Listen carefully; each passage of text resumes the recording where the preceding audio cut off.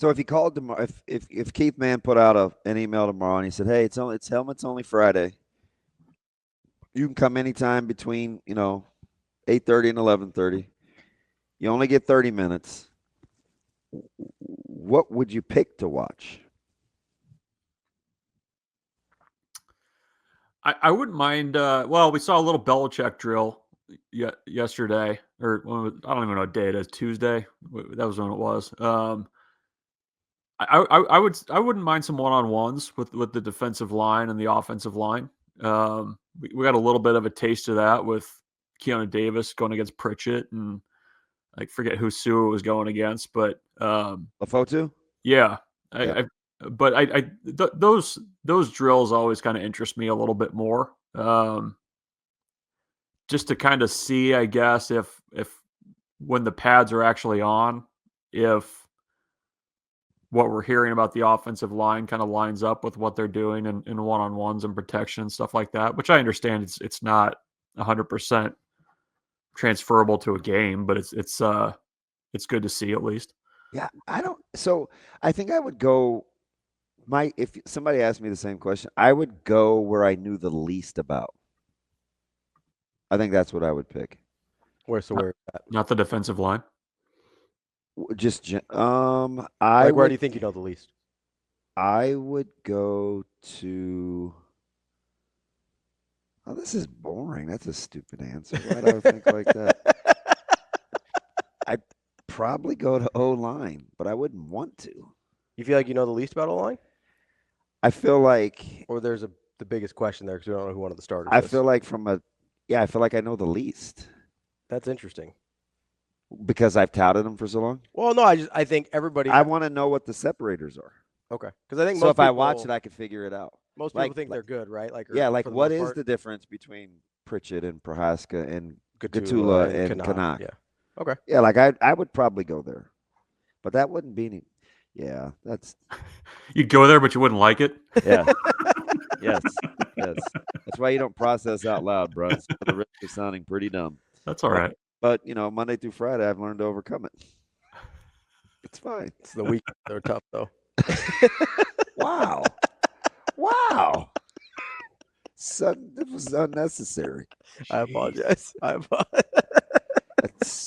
I think you free him up to feel comfortable, to be more of a Richard Head than normal, Bruntz. That's what I think.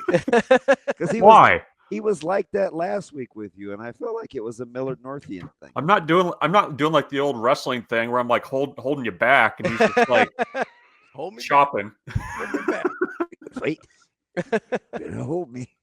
No, I say that just because I think it's so spirited, but I'm pleased to hear that it is so spirited because I want the fan base and for people to understand, like, it's not just always about who makes the most or the perception of NIL or sacrificing your soul for money. Like, there's still protocol and procedure you have to go through to play football at a high level if you really want an environment of competitiveness, Yeah, well, and I don't know, I feel like we've talked about this probably all summer, but it feels like there's more depth too, where it's like you're not guaranteed as much, I think, as maybe you used to be based on the amount of depth and talent they have on the roster now. Like year 3 is much different than year 1 in terms of having guys that have closed that gap a little bit. I mean, even, just you saying earlier that you wanted to know what the separators were at the tackle spots. I mean, that wasn't even really a conversation the first 2 years, right? Like it was kinda, but not as much as it is now, I don't think. I mean, even the conversation of like, do we have guys switch sides if it makes sense for the depth chart? I mean, that wasn't even, a thought the last 2 years. So I mean, at a lot of spots, you finally have positional depth to where, you had to go out and win a job before, but it feels like you really got to go out and win one now just based on who's on the roster. I used to always tell people, people ask, "Hey, Bruntz, what part of your life would you go back to if you could pick one?" And I think most people always think I would say college, but I skip over it. I always picked high school because there's just things I would do differently. He said, "Oh, college, you did such and such and such and such." And I always think to myself, it was so competitive. I just didn't want to have to be on every day, right? Because if you weren't on, you'd get hurt. So there were times where you'd be practicing, you're like, "Man, I feel like trash." But I know if I miss, I'm screwed. What position would you least like to be the guy where if you missed, you feel like you could be in trouble because somebody else is going to get those reps? Probably in the secondary. I think that's where I would go. I mean, I don't think the gap is real wide between the first and the second team right now. And I think too, when you have so many guys that, at least have the ability to play multiple spots if they need to. Um, I don't know. It's kind of like the show goes on, right? If you're not there, you're out. So I think that's where I'd probably go with that question. Yeah, I think that's where I'd go. I mean, I think it's going to be a challenge to get enough snaps and reps for everybody at that Not, in that secondary. not to go two in a row because I No, know go this for it. is your guy, but how strange does it sound that you may give this position group pause given 2 weeks ago? What if it was running back?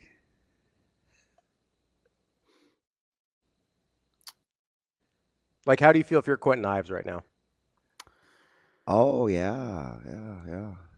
And I wasn't even that. Yeah, I mean, we've got the best example right there, right? Because like Mosey's came in, we've heard Connor Booth, we heard like it's Vince Genatone week, like Yeah, like we've we've heard, we've gone through Ives. Yeah. yeah, we've got, and Ives is just like, oh well, if he comes back, he comes back. How weird is that it could be running back? maybe. Yeah. 2 weeks ago we were terrified, and I still don't think we fixed anything. It's No. just the perception.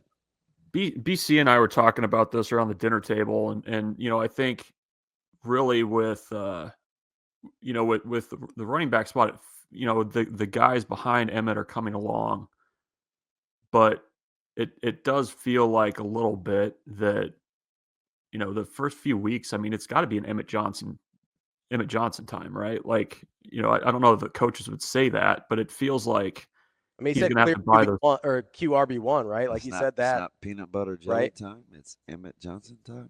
Yeah, I mean, but I guess your point about Ives is correct. I mean, if he's not available, you keep bringing guys along. I mean, it helps that you have some guys behind Johnson that are more high upside guys. I mean, a guy like Mosey, the amount that he's probably learning, week to week, it's like leaps and bounds right now. Because I mean, he played the position as a senior in high school, but it's still, you know, you listen to him being coached, and it's a lot of hard coaching, and I'm sure there's a lot of learning going on there.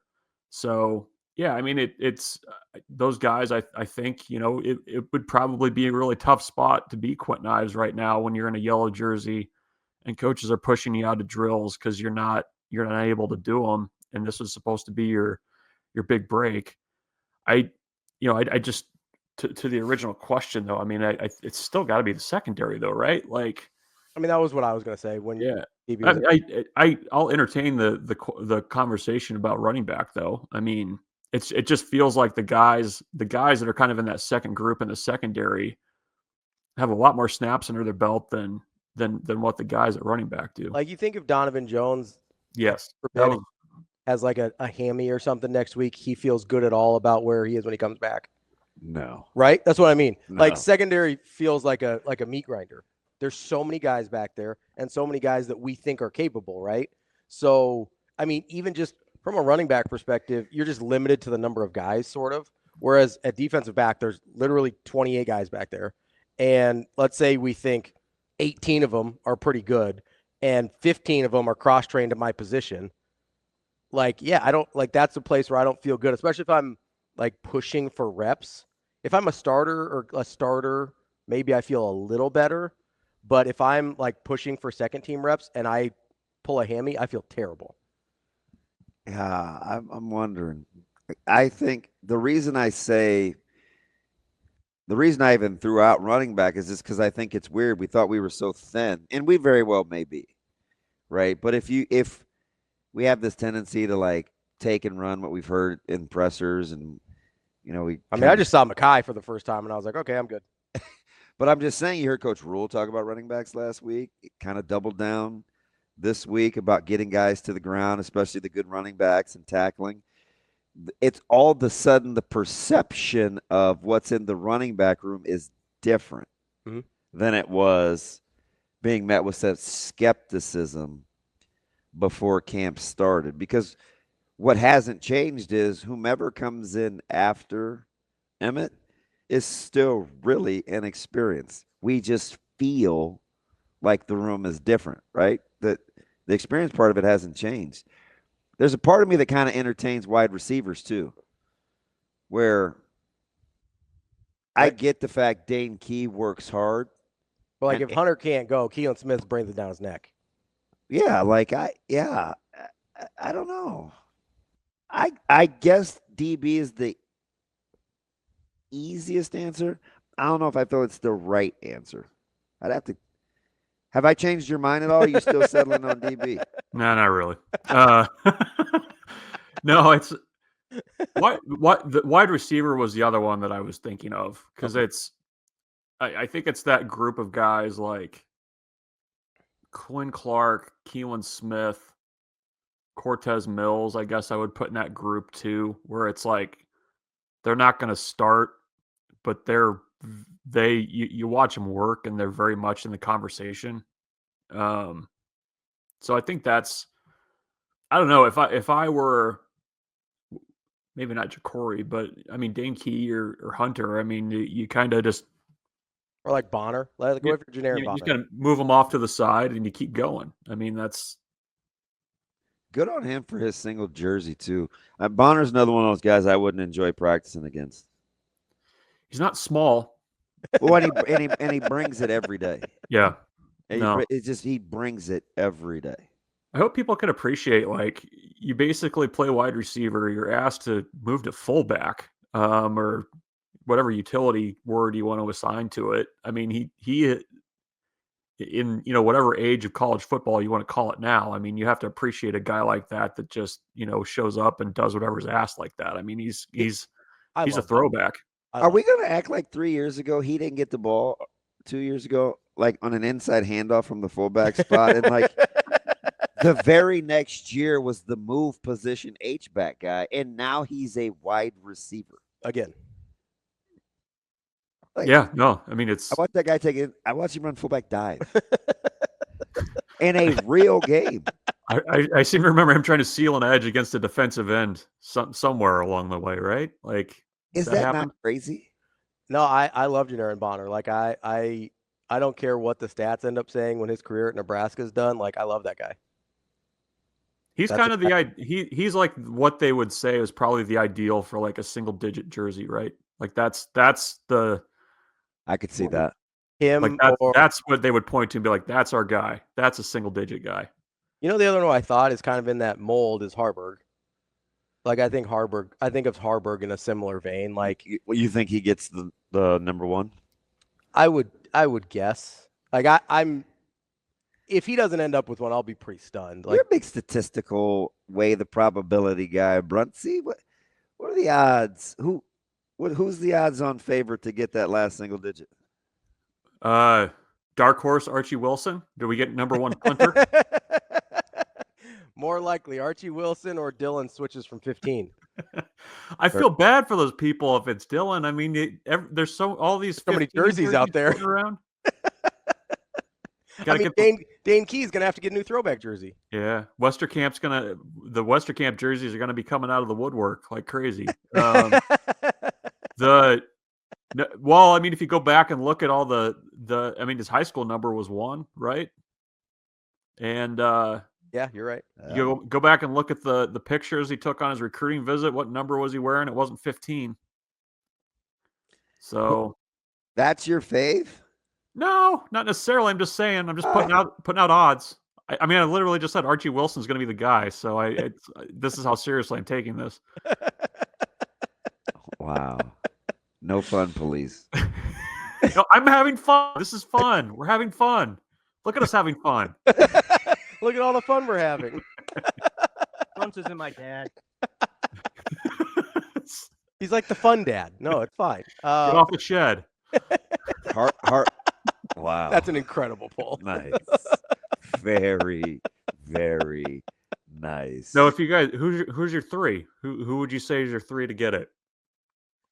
I think Dylan is up there. I think Harburg. It's got to be an offensive player, you think? Wait, what's our balance so far? Not necessarily, but those are the first. I mean, those are the two that make the most sense to me. Got a lot of DBs wearing single digits. Yeah. You got Buford, you've got Singleton, you've got V9, Van Poppel's. Van Pop. So that's 4 of the 9. Hartzog. Yeah, it's 5 of the 10 right there. So, I think either. I was glad Barney got one. That made sense. Oh yeah, listen, that Deuce looks sweet. I mean, the fact that I was gonna be upset if Barney didn't get one. Yeah, get the Deuce loose, I was baby. gonna be upset. I don't even have a third. To me, it's Dylan or Harburg. I wish I could. I don't have a third. I really don't. I feel like I should be better, Bruntz, but I'm drawing a blizzy. I can't. I don't know. Maybe Lenhart. He has had a fantastic Maybe Cam Lenhart camp. That would be my third. Is Cam Lenhart? And he wears sticks anyway, right? Yeah, so he'd look all right in a 1. He has had a. And he's like, they put him out there a lot. Like they even when he was younger, like they put him in front of the press a lot. Like it seems like. Well, he looks and talks like he's about 37. I thought he looks like you know what I mean? Like, he's got to go. He's got to go home and clean out the gutters after practice. Probably. He's mature. He's got cop face. Like he looks like a 40-year-old cop. Like he looks like a guy that's like out of central casting in a cop movie. Yep. I don't know, man. He's my third. I've always liked Cam, but they put him out there a lot to kind of like what the program's supposed to be about. I would put Cam as my third guy. Hey, Bruntz, while we're spinning your wheels here, we got in this discussion in the stream about like confidence, offense versus defense. And somebody asked the question, if there was top 5 picks, is there a defensive guy that goes in the top 5? And if there is, who is it? If I'm building my team, am I taking anybody on defense? Is there in the top 5? I had an easy answer and I got a little pushback. Was it was Van Poppel? Is he your guy? That was my pick. You got to be good up the middle. I would go there, I think. And I think he's pretty good. Yeah, he's not bad. I'd make an argument for Shavers. Okay, top 5. It's probably just outside, but I'd make the argument. Because I think a lot of people they're going to take Key, Barney, and Raiola. I'd take and an O lineman. Can I take Keona Davis and play the long game there? I'll hear Keona Davis. I mean, you're not going to. Of course you would. I mean, you know. This dude's fan club. Sorry. I'm just glad he's got people that he can like hold the meetings with now because I was on 6 months ago, my man was campaigning with all the signs and all the seats were empty, like with the fan club booth. Yeah, you got quorum now. Yeah. Like a year ago after the last open practice. Oh yeah, that's right. So it's been a full year at this point. I was like Andrew Yang running for president. Like I was by myself. Nobody was listening. I was just like, I was cheering on. They're like, I'm sorry, who are you? And so that was me on Keona Davis Island last year. Now we got a little bit more support. We got a little more people behind me. And it's still not as much as he'd like. No, you could probably just draft him and have him get off the bus first. I mean, there's a ton of value there. Worth it. Do you know why I kind of low key hope it's Cam? I love Cam too. I was early on Cam too. So does your colleague. Mine? Mike J. Schaefer. Yeah. They're very, very interested in the plight of Cam Lenhart. Yeah, he it's interesting. He came out gangbusters freshman year, and then maybe not so much. He, by his own admission, not so much last year. Yeah, regressed a little. Yeah. All right. I like it. I think we'll know today.